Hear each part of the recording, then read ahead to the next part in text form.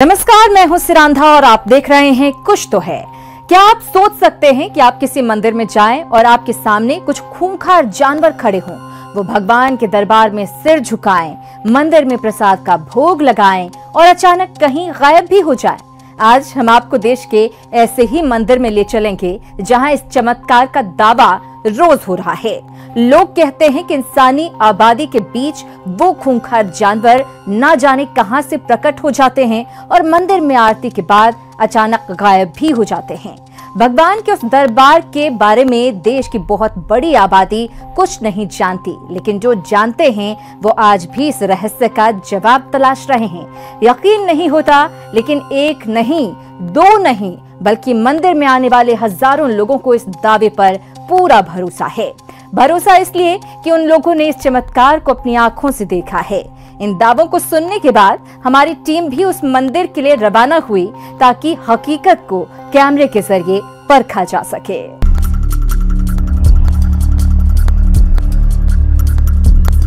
एक युगों पुरानी परंपरा, मंदिर में प्रसाद का बनना, प्रसाद को उस चबूतरे पर रख देना, थाली को पीटना और एक रहस्यमय आवाज के साथ जंगली जानवरों को न्योता देना।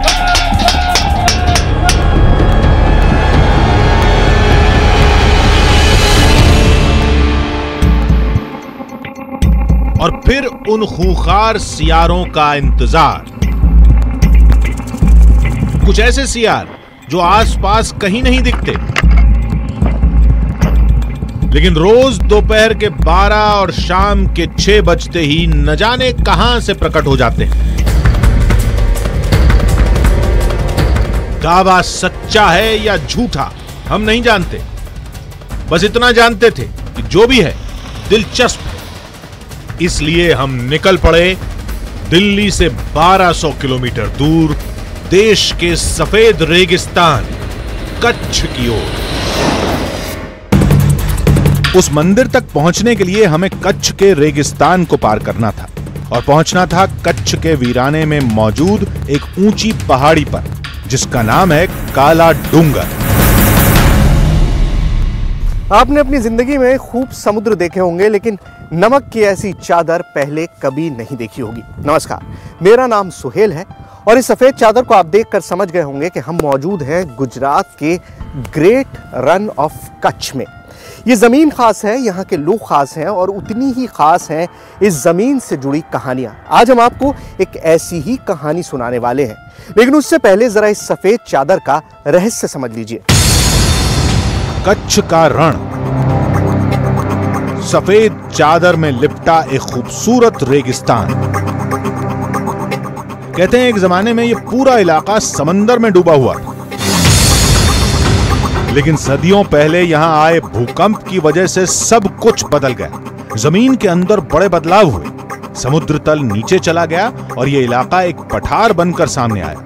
नतीजा यह हुआ कि समंदर की लहरें यहां से मीलों दूर चली गईं और पूरा इलाका एक नमकीन रेगिस्तान बनकर रह गया। यानी जमीन पर दिखने वाली ये सफेद चादर वो नमक है जिसे पानी की लहरें यहीं छोड़कर चली गईं। ये सफेद चादर जो आज रन ऑफ कच्छ की पहचान है, लेकिन उतनी ही पहचान है काला डूंगर। वो काला डूंगर जहां पर सियार आते हैं, मांस भक्षी सियार जो वहां आकर प्रसाद ग्रहण करते हैं। ऐसा मुमकिन है या नामुमकिन है, यह हमें नहीं पता और तब तक पता भी नहीं चलेगा जब तक हम उस काला डूंगर के मंदिर तक पहुंच न जाएं। काला डूंगर, जिसे काली पहाड़ी भी कहते हैं, इसका जिक्र पुराणों में भी हुआ है और रिश्ता देवताओं के गुरु भगवान दत्तात्रेय से है। मान्यता है कि सतयुग में भगवान दत्तात्रेय इस पहाड़ी पर आए थे, इसी पहाड़ी पर तप किया था और जाते जाते इस इलाके को एक वरदान दिया था। वरदान से चमत्कार हुआ और इस रेगिस्तान के बीच कुछ इलाके हरे भरे हो गए। ज्यादातर इलाकों में इंसानी आबादी बस गई। वो पहाड़ी जहां भगवान दत्तात्रेय ने तप किया था, वहां आज एक भव्य मंदिर है और उसी मंदिर में सदियों बाद भी भगवान का चमत्कार कायम है। कुछ देर के सफर के बाद हम भी उस मंदिर तक पहुंच गए। भगवान दत्तात्रेय यानी ब्रह्मा, विष्णु और महेश, तीनों का एक रूप। भगवान ब्रह्मा, विष्णु और महेश को अगर आप एक साथ देखना चाहते हैं तो आपको दर्शन करने होंगे गुरु दत्तात्रेय के। हम कालाडूंगर के उस मंदिर में पहुंच चुके हैं जिसके बारे में मान्यता है कि 4 युगों से यहाँ पर ये मंदिर मौजूद है, क्योंकि भगवान दत्तात्रेय ने यहाँ पर तपस्या की थी और इसी वजह से यहाँ पर वो मंदिर बना। और इसी मंदिर से जुड़ी कहानी है उन सियारों की जो रोज यहाँ पर आते हैं। मंदिर में भगवान का चमत्कार दिन में 2 बार ही होता है, वो भी तय वक्त पर ही होता है। आज के चमत्कार का हमें भी इंतजार था, लेकिन उससे पहले जरूरी था भगवान दत्तात्रेय की कहानी को समझना। युगों पहले भगवान दत्तात्रेय इसी पहाड़ी पर साधना में लीन थे। तभी एक सियार भगवान के पास पहुंचा। भगवान के पास सियार को खिलाने के लिए कुछ भी नहीं था और सियार का भूखा वापस जाना धर्म के खिलाफ था। इसलिए भगवान ने अपने शरीर के अंग काटकर सियार के सामने रख दिए, लेकिन सियार ने मांस के उन टुकड़ों को खाने से इनकार कर दिया। कहा जाता है कि इसके बाद भगवान ने अपनी पोटली से चावल और गुड़ निकालकर सियार के सामने पेश किया और सियार उन्हें खाने लगा। ऐसी मान्यता है कि उस दिन के बाद रोज यहां ऐसा ही होता है। रोज चावल और गुड़ का भोग लगता है और उसे खाने कुछ सियार अपने आप चले आते हैं। चमत्कार कहो या कुछ भी कहो कि जब भी लौंग की ये साध पड़ेगा तो वो कहीं पे भी होंगे, वो अपने आप वहाँ पे वो आ जाते हैं। संभाव से देखा जाए तो वो अपना नियमित समय से आएंगे। जब घंटे की ध्वनि होगी तो निश्चित आएंगे भोग लेने के लिए। ये सिर्फ एक कहानी है, कहीं कुछ हकीकत नहीं। कहानी नहीं, हकीकत है। आप खुद को देखो, दिल्ली आते, हम दिल्ली देखते हैं। क्या करते हैं आके? यहाँ आके प्रसाद खा के चले जाते हैं।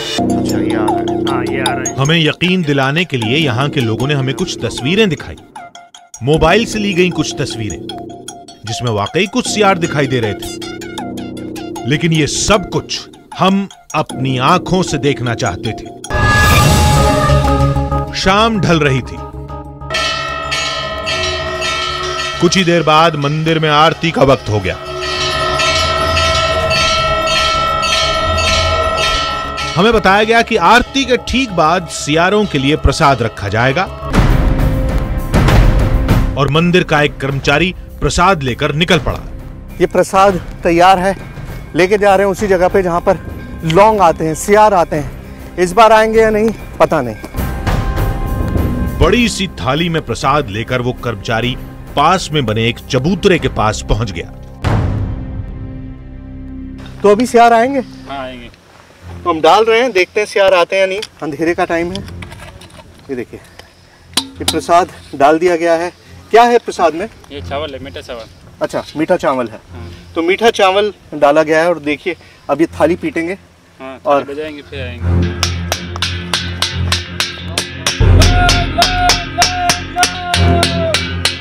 लौंग की आवाज लगाई जा रही है। शाम का वक्त है, बिल्कुल अंधेरा हो गया है। क्यों लगाते हैं लौंग की आवाज? लौंग की गुरुदत्त भगवान है ना, अपना अंग दिया था ना उसको। हाँ। अंग दिया था, इसलिए लौंग बोलते हैं। लौंग। हाँ। तो वो लौंग बिगड़ के लौंग हो गया। हाँ। तो अब आवाज लगा दी है। अब हाँ। कितनी देर इंतजार करना होगा? अब 10-15 मिनट इंतजार करना पड़ेगा। मंदिर के कर्मचारी के साथ हम भी वहां से दूर हो गए और एक ऊंची चट्टान पर इंतजार करते रहे।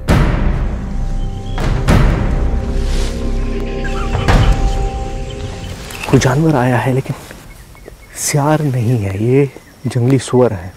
जंगली सुअर हो सकता है ये हायना हो, लकड़बग्गा हो। लकड़बग्गा भी इसी साइज़ में होता है, काफ़ी बड़ा होता है। तो हमने जो छोटा कैमरा लगाया है, गोप्रो कैमरा वहाँ पे लगाया हुआ है, उसकी फुटेज को जब हम देखेंगे तब पता चलेगा कि असल में ये कौन से जानवर है।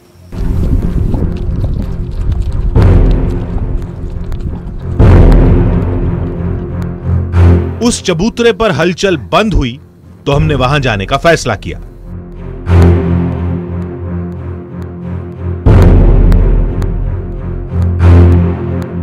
खाना देखिए, यहाँ पर अभी आपके सामने बहुत सारा खाना डाला गया था। वो खाना सियारों के लिए डाला गया था, लेकिन सियारों को शायद मौका ही नहीं लगा। खाना डालते ही अगले 2 मिनट में बहुत सारे जंगली सुअर यहाँ पर आ गए और सारा खाना ख़त्म हो गया। तो जब खाना ख़त्म हो गया तो अब जाहिर है सियार यहाँ नहीं आएंगे, क्योंकि जब कुछ बचा ही नहीं उनके खाने के लिए तो वो यहाँ आकर करेंगे क्या। तो ये सारा प्रोसेस अब हर रोज़ होता है। तो हम भी यहाँ पर रुकेंगे, इसी मंदिर में हम इंतज़ार करेंगे और देखेंगे कि कल क्या होता है। कौन मानेगा कि इंसानी आबादी के बीच एक मंदिर में सियारों का झुंड रोज आता है, भगवान के दरबार में सिर झुकाता है और मंदिर में प्रसाद का पहला भोग भी लगाता है और लोगों की आंखों के सामने अचानक गायब हो जाता है। दावा है कि ये सब देवताओं के गुरु भगवान दत्तात्रेय की लीला है, जिसका जिक्र पुराणों में भी हुआ है। आज हो रहा है इस रहस्य का खुलासा आपकी आंखों के सामने। आइए देखते हैं आगे। जिसे देखो बस यही कहता है कि रोज की तरह सियार आज भी आएंगे, मंदिर में प्रसाद का भोग लगाएंगे और उन जंगलों में कहीं गायब हो जाएंगे। लेकिन उससे पहले एक और दावा हमें हैरान कर गया। लोगों ने बताया कि आसपास के जंगलों में कई बार सियार के झुंड की तलाश की गई, लेकिन कुछ नहीं मिला। इलाके के किसी इंसान ने दत्तात्रेय मंदिर के अलावा सियार को कभी नहीं देखा। उनकी नजर में यह सब कुछ कोई इत्तेफाक नहीं, बल्कि एक चमत्कार है। जी नहीं, चमत्कार मान लीजिए। आप यहाँ पर घूम के देखें, कहीं पर भी आपको कंदराएं ऐसी नहीं मिलेंगी जहाँ पे सियार छुप सके। तो जब छुपते नहीं है, कहाँ जाते हैं, कहाँ से आते हैं, इनके बारे में कुछ नहीं पता चलता। आप चारों तरफ अवलोकन कर लीजिए, ऐसा कुछ नहीं मिलेगा आपको। हाथ कंगन को आरसी क्या, जंगल सामने था तो सोचा एक तलाश हम भी कर लेते हैं।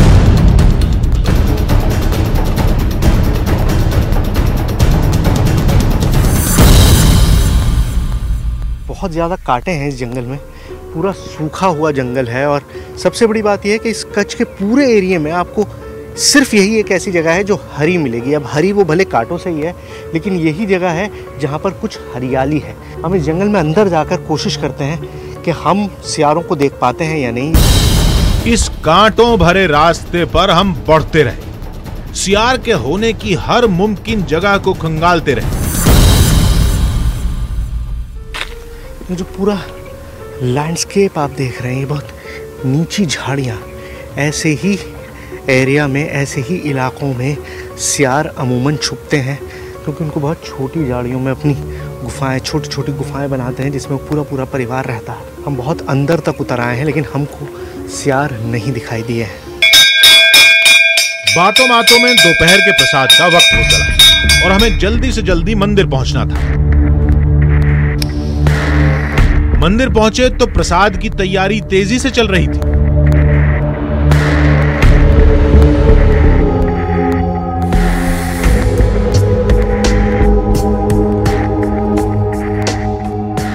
ये देखिए, यहाँ पर ये मीठे राइस बन रहे हैं। तो राइस तैयार हो गया। राइस के अंदर अब गुड़ डाला जा रहा है उसको मीठा करने के लिए।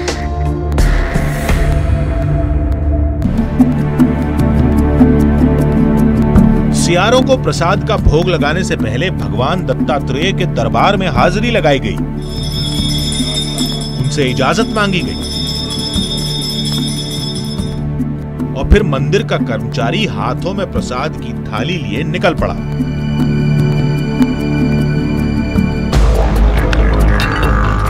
सियारों का इंतजार करने हमारी टीम को दूर जाना होगा, लेकिन उससे पहले हमने इस चबूतरे पर अपना गोप्रो कैमरा छोड़ दिया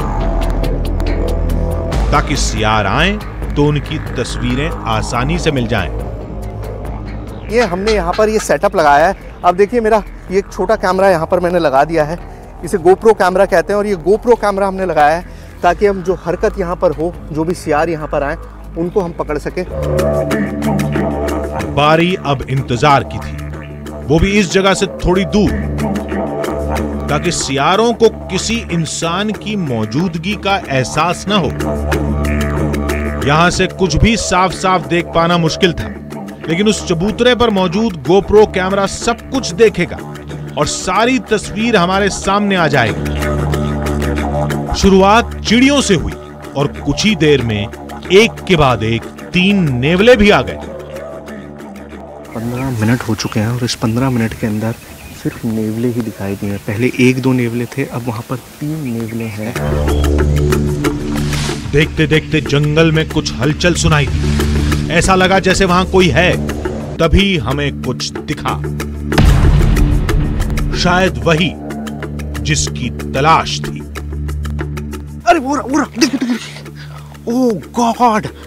अगर आपने नहीं देखा होगा तो यकीन नहीं कर सकते, बिल्कुल बिजली की तरह आया। मैंने भी अगर देखा नहीं होता अपनी आंखों से तो शायद मुझे भी यकीन नहीं होता। ये सब कुछ महज चंद सेकंड में हुआ है, चंद सेकंड में। और मुझे यकीन है कि हमारा जो गोप्रो कैमरा वहाँ लगा हुआ है उसमें ये कैप्चर जरूर हुआ। ये देखते हैं हमको क्या मिला है। सियार को हमने अपनी आंखों से देखा है, अब आप भी देखिए। हमने कैमरे की तस्वीरों को खंगाला तो होश उड़ गए।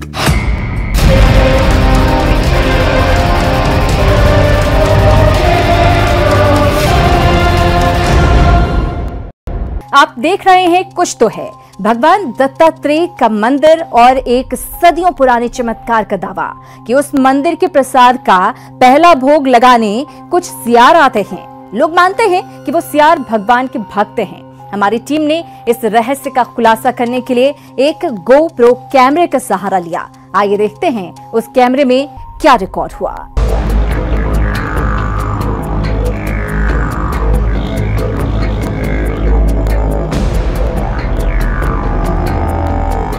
आइए देखते हैं हमको क्या मिला है। सियार को हमने अपनी आंखों से देखा है, अब आप भी देखिए कि सियार यहाँ पर आए थे, उन्होंने क्या खाया, प्रसाद ग्रहण किया और ये बात साबित कर दी कि युगों से जो कुछ यहाँ पर होता आया है वो आज भी होता है। हमने कैमरे की तस्वीरों को खंगाला तो होश उड़ गए। शुरुआत में 2 सियार चबूतरे के ऊपर चढ़ते हैं, प्रसाद को चखते हैं और लौट भी जाते हैं। लेकिन फिर एक के बाद एक सियारों का पूरा झुंड आता है। 2, 4, 6, 8, देखते ही देखते करीब 10 सियार पहुंच गए। एक मांसाहारी जानवर जिसे जंगल में शिकार करने की आदत है, वो इस मंदिर में शाकाहारी प्रसाद खा रहा था। सियारों का वो झुंड काफी देर तक रहा और फिर अचानक कहीं गुम हो गया। मंदिर में मौजूद तमाम लोग आज फिर उस चमत्कार को नमस्कार करने लगे। हमने जो कुछ भी देखा वो किसी अचंभे से कम नहीं था। हम सोच में पड़ गए कि आखिर मंदिर में सियारों का आना वाकई भगवान की महिमा है या फिर इसकी कोई और वजह भी हो सकती है। इसलिए हम मिलने पहुंचे जाने माने wild life expert Kartik Satyanarayan से। यदि ये मंदिर में ये लोग इनको दे रहे कोई चीज़, इसका मतलब यही है कि उसको वो आसानी से मिल जा रहा है, तो वो उस टाइम निकल के वो उसको खा के वो चला जा रहा है। तो ये कोई चमत्कार वाली बात है नहीं, ये नॉर्मल एनिमल बिहेवियर है कि कहीं उसको कम मेहनत करते हुए उसको खाना प्राप्त हो रहा है तो वो उसको ज़रूर खाएगा। कार्तिक के मुताबिक एक मांसाहारी जानवर का शाकाहारी प्रसाद खा लेना कोई ताज्जुब की बात नहीं है। इसकी भी एक वजह है। जानवर को भी और इंसान को भी एडिक्शन हो जाता है थोड़े दिन बाद कि मीठा थोड़ा सा चाट लिया और फिर जब हमारा सुक्रोज लेवल्स और ब्लड शुगर लेवल्स इंक्रीज हो जाता है, उससे ऑटोमेटिकली एक एनर्जी हाई मिलता है, थोड़ा सा ज़्यादा एनर्जी मिलता है, चाहे वो जानवर हो या इंसान हो। हमें बताया गया कि मंदिर में प्रसाद रखने के बाद थाली को पीटना सियारों के लिए एक इशारा है और सदियों से जारी ये सिलसिला अब सियारों की आदत बन चुका है। ये जो एक साउंड करना और एक रिवॉर्ड देना, मतलब कोई फायदेमंद चीज़ मिलना, ये नॉर्मल पॉजिटिव कंडीशनिंग या ऑपरेंट कंडीशनिंग या पॉजिटिव रीइंफोर्समेंट बोला जाता है कि यदि हम कहीं जाते हैं और हमें कुछ उसमें फ़ायदा हो तो वो ऑटोमेटिकली हमारा ब्रेन जो है या जानवर का ब्रेन जो है वो उन दोनों सिग्नल्स को कनेक्ट करके उसको ब्रिज कर लेता है कि हम, यदि सियार ये समझता है कि यदि घंटी बजती है और हम वहाँ जाते तो हमें खाने के लिए कुछ चीज़ मिलता है। सर्कस या घर के पालतू जानवरों को ट्रेनिंग देने के लिए भी कुछ यही ट्रिक अपनाई जाती है। किसी खास आवाज के जरिए उन्हें कोई खास काम का सिग्नल दिया जाता है और धीरे धीरे वो आवाज जानवरों के लिए एक इशारा बन जाती है। जानकारों की भाषा में इसे जानवरों की ऑपरेंट कंडीशनिंग भी कहते हैं। और शायद ऐसा ही कुछ काला डूंगर के सियारों के साथ भी है, जो हर रोज तय वक्त पर थाली की आवाज सुनते हैं और भोजन की तलाश में यहां आ जाते हैं। आसपास शिकार की ज्यादा गुंजाइश नहीं है, इसलिए शाकाहारी प्रसाद खाना उनकी मजबूरी भी है। यानी काला डूंगर की वो कहानियां आधी हकीकत भी हैं तो थोड़ा सा फसाना भी। जानकारों की माने तो ये सब कोई चमत्कार नहीं। देश में तमाम मंदिर हैं जहां ऐसे चमत्कारों का दावा होता है, लेकिन इस कहानी को अगर भक्तों की नजर से देखें तो वहां जो कुछ होता है वो भगवान की महिमा है। वैसे भी आस्था से बढ़कर कुछ नहीं होता, न कोई तर्क न कोई विज्ञान। तो फिर आपसे फिर मिलेंगे रहस्य की एक और दास्तान के साथ। तब तक के लिए पूरी टीम को दीजिए इजाजत। नमस्कार।